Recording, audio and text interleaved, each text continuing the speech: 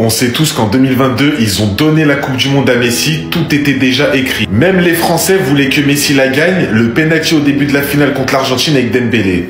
Donc ça, c'est les déclarations de Patrice Evra. Alors moi, j'ai une question pour tous ceux qui sont d'accord avec lui et qui disent n'importe quoi. Le match contre le Mexique, la défaite de l'Argentine pour leur premier match en Coupe du Monde, c'est la FIFA aussi? C'est la FIFA qui a fait perdre l'Argentine? Avec 2 heures après le match, toute la terre qui se moque de Messi et de l'Argentine. Le match contre le Mexique, un match hyper fermé, l'Argentine n'arrivait pas à marquer et Messi te met un des buts les plus importants de sa carrière. C'est la FIFA aussi, c'est la FIFA. Le match contre la Croatie, on a tous vu ce match, arrêtez de vous mentir à vous-même. Le niveau de Messi était stratosphérique. Il prend le meilleur défenseur de la Coupe du Monde, il te le malmène tout le match, avec une passe décisive légendaire. Le match contre les Pays-Bas, sans doute, peut-être le meilleur match de Messi au niveau du jeu de la Coupe du Monde. Ou après, il vient nous faire cette célébration mythique. C'est la FIFA aussi. C'est la FIFA qui était sur le terrain avec le pied gauche. Et enfin, le match contre la France qui va jusqu'au péno. Non, c'est la FIFA qui a été jusqu'au péno. Où la France, pendant 70 minutes, faut dire les termes, les gars, je sais que ça dérange certaines personnes, faut être objectif. La France s'est fait atomiser pendant 70 minutes. S'il n'y a pas le réveil de Kylian Mbappé, Kolo Muani, tout ça, l'entrée des joueurs, l'Argentine gagnait 3-0, 4-0. Au bout d'un moment, faut arrêter toute sa carrière. Vous vous êtes moqué de lui parce qu'il a rien gagné avec l'Argentine. Ouais, il a pas de Copa América. Ouais, il arrive pas à amener l'Argentine super-héros. Ouais, il échoue en Coupe du Monde. Et comme par hasard, dès qu'il gagne la Coupe du Monde, ouais, mais il a triché. Ouais, mais ça a été donné. Ouais, mais c'est volé. Il gagne la Copa América. Ouais, mais la Copa América, c'est pas ouf non plus. Alors que toute sa vie,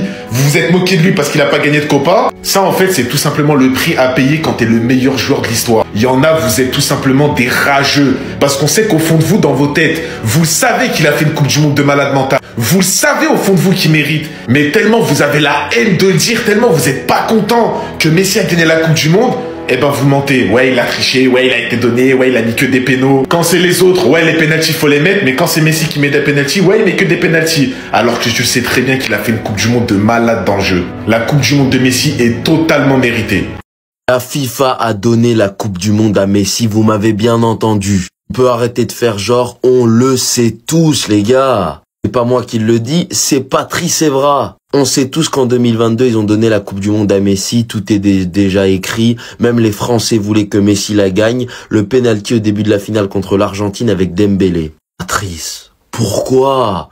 Comment est-ce qu'on peut dire ça? Il y a vraiment encore en 2025 des gens qui pensent ça, qui pensent que c'est la FIFA qui a fait gagner l'Argentine en 2022. Les gars, qu'on soit pour le Real, pour le Barça, pour Ronaldo, pour Messi, à un moment donné, il faut juste être un minimum objectif sur ce qu'on a vu. Puis c'est quoi ces arguments? Même les Français voulaient que Messi la gagne, quel est le rapport?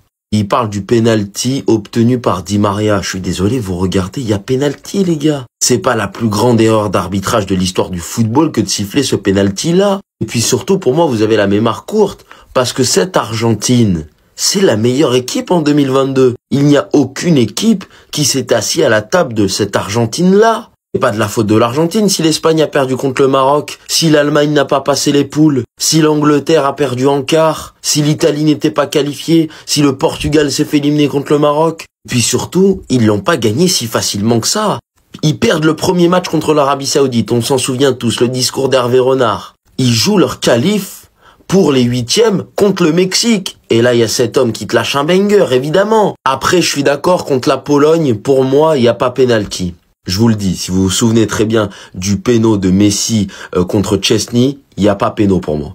Maintenant, si on juge sur le reste, les Pays-Bas, ils les ont mangés pendant 90 minutes, l'Argentine. Mais après, Van Gaal a mis des grandes têtes devant, Woodweghorst a mis un doublé, prolongue, péno, ils ont gagné. Contre la Croatie, il n'y a même pas eu match. 3-0, c'était plié. La Croatie n'avait pas le niveau. Et la finale, c'était une démonstration de football. Pendant 80 minutes, il y avait qu'une seule équipe sur le terrain. L'Argentine, ils ont réduit la France à faire qu'au bout de 45 minutes de jeu, tu te demandes si tu regardes une finale de Coupe du Monde. À la fin, 3-3, scénario de dingue, ils gagnent au péno. Vous pouvez pas dire qu'on leur a offert. On peut pas tenir ce genre de propos. Ils ont gagné la Coupe du Monde, ils la méritent, c'est tout. Alors s'il vous plaît, arrêtez avec ces histoires. Ils l'ont gagné, ils la mérité. Tout était écrit, peut-être. Mais en tout cas, on a vibré, on a aimé. Et ils ont gagné. C'est tout. Oh là là, bah oui, bien sûr. C'est vrai que c'est la FIFA qui a dit aux Argentins de perdre leur premier match contre l'Arabie Saoudite. Ouais. Je pense que aussi, c'est vrai que c'est la FIFA aussi qui a dit aux Argentins de se mettre dans une situation difficile dans leur deuxième match, la Coupe du Monde contre les Mexicains. Ouais, c'est la FIFA. Et je pense que c'est la FIFA aussi qui a dit aux Croates de ne pas sortir les Argentins, de perdre, de faire exprès de perdre contre les Argentins. C'est vrai, c'est la FIFA aussi qui a dit aux Polonais de faire exprès de perdre contre les Argentins. Je pense que c'est la FIFA aussi qui a dit aux Néerlandais de perdre au tir au but contre les Argentins. Et je pense que c'est la FIFA aussi qui a dit aux Français, à Hugo Lloris, d'arrêter aucun tir au but des Argentins. Je pense que c'est la FIFA aussi qui a dit comment ça s'appelle, à Tchouaméni de rater son tir au but. Et je pense que c'est la FIFA aussi qui a dit comment ça s'appelle, Coman de rater son tir au but. Et je pense que c'est la FIFA qui a dit aussi aux Français de commencer à jouer le match qui au bout de 80 minutes de jeu, pardon. C'est vrai que tout ça c'est la FIFA. Ouais, c'est la FIFA. Dans ce cas, si la FIFA a offert la Coupe du Monde à l'Argentine, tout le monde est complice alors. La France est complice, les Polonais sont complices, l'Arabie Saoudite est complice, comment ça s'appelle, les Mexicains sont complices, les Croates sont complices, tout le monde est complice alors. Parce que tu dis toi-même, même les Français voulaient que Messi gagne, évidemment. Tout le monde voulait que Messi gagne. Tout le monde. Moi, je pense que cette saison peut rentrer dans l'histoire des Classicos. Cette année, le Barça et le Real peuvent toutes les deux faire le triplé historique et empêcher l'autre équipe de le faire. Les deux équipes peuvent se rencontrer dans toutes les finales des 3 compétitions. Déjà, le 26 avril en Coupe du Roi, parce qu'actuellement, le Barça et le Real sont en demi-finale. Barça-Atlético, où ça y fait 4-4 au match aller, le match retour sera début avril. Et Real Madrid-Real Sociedad, où le Real avait gagné 1-0 à l'aller. Je pense que le Real va se qualifier assez facilement. Et le Barça, ça va être serré avec l'Atlético, même si je vois quand même le Barça passer. Deuxième finale, la Liga. Le Barça et le Real sont à égalité, sauf que le Barça a un match de retard.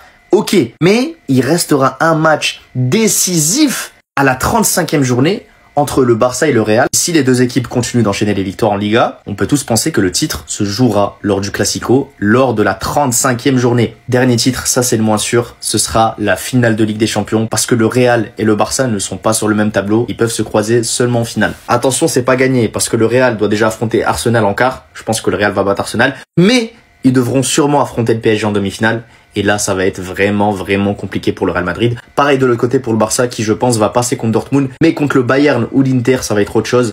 On sait très bien à quel point ces dernières années, le Barça a du mal à jouer l'Inter. Et le Bayern des quarts de finale des Ligues des Champions, ce n'est plus le Bayern du début de saison qu'on a battu 4-1. Mais si le Barça et le Real arrivent à le faire en finale de Ligue des Champions, je pense que ce jour-là, la planète foot va exploser. Si on a un Classico en finale de Ligue des Champions avec deux équipes, du Real et du Barça, qui sont vraiment très fortes cette année, je pense qu'on aura le match du siècle. Szczęsny souhaite prolonger à Barcelone, Barcelone souhaite le prolonger, on en parle maintenant. Szczęsny serait proche de prolonger avec le FC Barcelone, son agent a indiqué qu'il serait ravi d'être à Barcelone et que le Barça était satisfait de ses prestations. En même temps, vous me direz que c'est normal, 16 matchs avec Szczęsny, 0 défaite depuis qu'il est là. D'après des sources, les proches de Szczęsny disent qu'il est heureux à Barcelone et qu'il est prêt à prolonger pour une autre saison. Il a aussi déclaré qu'il avait abandonné son rêve de gagner la Ligue des Champions, mais qu'il a refait surface. Enfin, on lui a posé la question sur son avenir et il a répondu qu'il allait bientôt décider. D'abord, ma question pour vous, est-ce qu'on devrait prolonger Szczęsny d'une autre saison? Sachant que son cas est particulier, on se rappelle en début de saison, il jouait même pas. Et d'un coup, Hansi a décidé du jour au lendemain de le mettre titulaire et depuis aucune défaite. Pour moi, les gars, je vais vous dire la vérité, faut absolument le prolonger. Gardien d'1m90, je sais pas pour vous, mais quand t'as un gardien d'1m90 au cage, il y a une sérénité qui s'installe. Et même en face, les attaquants, les gars, ça bégaye trop. Et même au vu de ces derniers matchs, ces dernières prestations, franchement, il y a rien à dire. Szczęsny au début, ça faisait vraiment peur. Mais maintenant, je suis tellement serein au cage avec lui que pour la prolongation, c'est évidemment oui. Surtout qu'on parle d'un Ter Stegen en fin d'année et d'un départ de Peña. La question, elle se pose même pas. On m'a identifié là-dessus. Dites-moi que c'est de l'intelligence artificielle. Regardez Kylian comment il va célébrer. Hein? Pardon?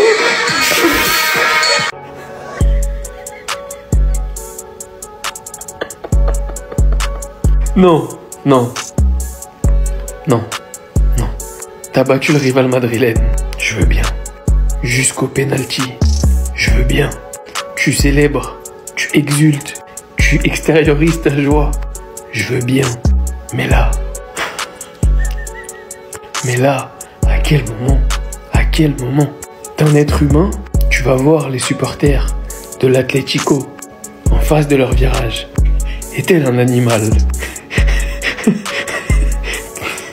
tel un détraqué, tu vas haranguer ta batte de baseball. Non, lui, il sait ce qu'on dit de lui. Il sait qu'il y en a qui l'appellent Mbaro. Il sait, il a un téléphone, il a TikTok, il a Twitter. Moi, j'avais pas vu. Hein. L'envie de m'identifier dessus. Genre, ça choque que moi. Et quand ils ont tous couru comme Rudiger, vas-y. Mais là, il a agité sa zigounette. Non, là, ça va trop loin.